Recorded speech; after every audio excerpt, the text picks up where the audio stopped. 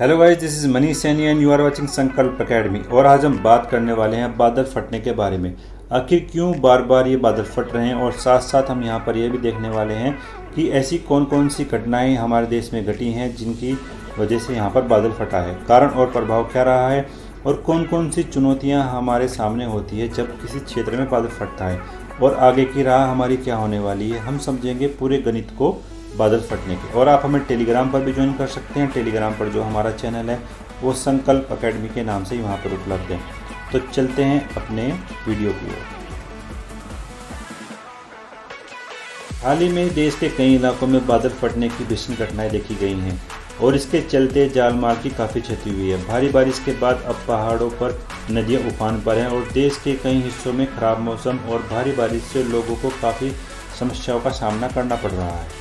देखते हैं हमारे देश में ऐसी कौन कौन सी घटनाएं घटी हुई हैं। जम्मू के किश्तवाड़ जिले के सुदूरवर्ती गांव हंजोर में बादल फटने के कारण अचानक बाढ़ की स्थिति पैदा हो गई थी। हिमाचल प्रदेश के हालोल स्पीति में भी बादल फटने के बाद भारी बारिश से भूस्खलन हुआ, और इसके अलावा इस कारण आई बाढ़ के क्षेत्र में एक भयावह स्थिति पैदा हो गई थी। लगातार हो रही बारिश के चलते धर्मशाला की मांझी नदी उफान पर है, और राज्य के कई जिलों को रेड अलर्ट जारी कर दिया गया है। अचानक हुई इस घटना से लोगों को बचाव का समय भी नहीं मिला, और प्रशासन द्वारा तुरंत बचाव कार्य शुरू कर दिया गया, और इस क्षेत्र में कई लोगों की मौत भी यहां पर सामने देखी गई है। और ऐसी ही घटना बीते सप्ताह उत्तराखंड के उत्तरकाशी के मांडो गांव में भी बादल फटने की घटना को देखा गया था। बाढ़ से सैकड़ों घर पूरी तरह तबाह हो गए हैं। प्रशासन द्वारा अलर्ट जारी करने के साथ ही बचाव कार्य तेजी से किए जा रहे हैं।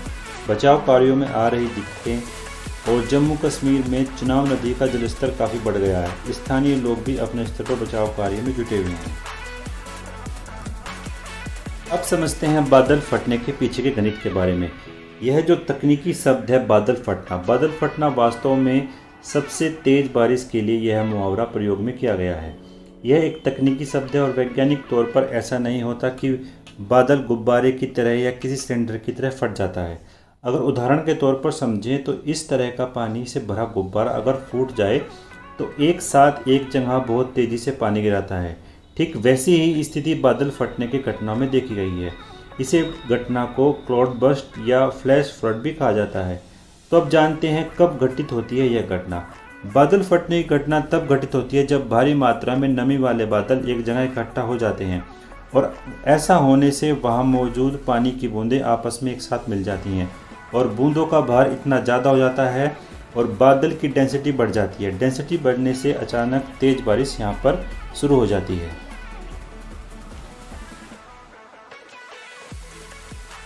अगर अब बात करते हैं पहाड़ों पर ही ज़्यादा बादल क्यों फटते हैं।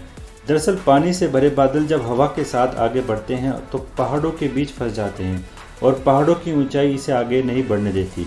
पहाड़ों के बीच फंसते ही बादल पानी के रूप में परिवर्तित होकर बरसने लगते हैं। क्योंकि बादल का डेंसिटी इतना अधिक होता है कि तेज से तेज बारिश यहाँ पर शुरू हो जाती है। तो यह घटना अधिकतर पहाड़ी क्षेत्रों में देखी गई है। अगर यहाँ पर मौसम विभाग की माने तो किसी छोटे से इलाके में जब एक घंटे के भीतर 10 सेंटीमीटर या उससे ज़्यादा बारिश हो जाए तो इस घटना को बादल फटना कहते हैं। अक्सर एक जगह पर एक से ज़्यादा बादल फटते देखे गए हैं, तो ऐसी स्थिति में जान माल का नुकसान अधिक होता है। अब समझते हैं कारण और प्रभाव के बारे में। मानसून के दौरान बादल फटना और भारी बारिश अब एक वार्षिक घटना बन गई है। जलवायु विशेषज्ञों की माने तो ग्लोबल वार्मिंग के कारण गंभीर मौसमी प्रभाव में वृद्धि होने वाली है, और ऐसी ही घटना हमें देखने को मिली थी केदारनाथ के दौरान। ये बात करते हैं चुनौतियों के बारे में। तो बादल फटने की घटनाएं कम दूरी से छोटे पैमाने पर हुई मौसमी बदलाव की वजह से होती हैं, जिसकी वजह से इनका पूर्वानुमान लगाना बेहद कठिन कार्य होता है। बादल फटने के दौरान जानमाल का भारी नुकसान देखने को मिलता है। जानमाल के नुकसान को कम करने के लिए मौसम विभाग की ओर से कई तरह के सुझाव दिए गए हैं। मौसम विभाग की माने तो बारिश के मौसम में ढलानों पर नहीं रहना चाहिए, और ऐसे मौसम में समतल जमीन वाले क्षेत्रों में रहना ही सुरक्षित होता है। जिन पहाड़ी क्षेत्रों में जमीन दरक रही हैं वहाँ वर्षा जल को घुसने से रोकने के लिए उचित कदम उठाए जाने चाहिए। तो आशा करते हैं कि आपको ये वीडियो पसंद आई होगी। अगर आपको ये वीडियो पसंद आई तो प्लीज़ लाइक करें और शेयर करें अपने दोस्तों के साथ, ताकि वो भी इतनी महत्वपूर्ण जानकारी को प्राप्त कर सके। अगर आप हमारे चैनल पर नए हैं तो प्लीज़ सब्सक्राइब करें। Thank you so much for watching. जय हिंद।